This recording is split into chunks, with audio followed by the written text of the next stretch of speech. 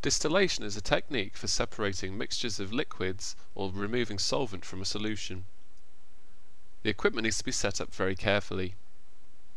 Here on the left hand side you can see the distillation flask, which contains the mixture we're separating. Into this we place a still head, which is an angled piece of glassware for connecting to a condenser.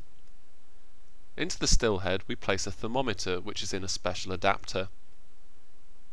Then we connect the still head to a condenser. It's important that this is connected correctly to the water, with the water flowing in from the bottom and water flowing out at the top. This water cools the condenser so vapours condense inside it, forming liquids. These liquids then run down to the receiver adapter, which is connected to the receiving flask. Take note of the position of the clamps. The distillation flask is clamped and the receiving flask is clamped, but no other clamps are used. If you have too many clamps, you can actually introduce strain into your apparatus, which can lead to breakages. It is essential that you never heat a sealed system.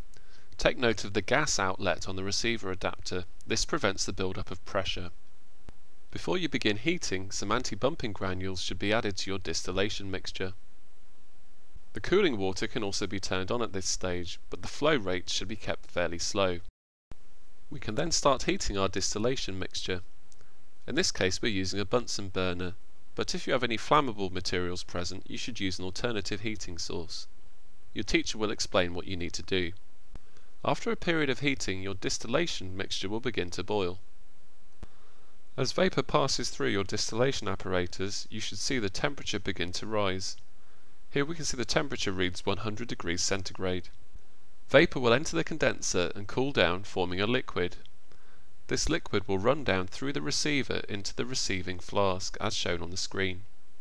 The heat should be adjusted so you collect your distillate at the rate of 1 to 2 drops per second. Your teacher will give you guidance as to when you should stop your distillation. And finally, make sure that you let your apparatus cool down before you disassemble it.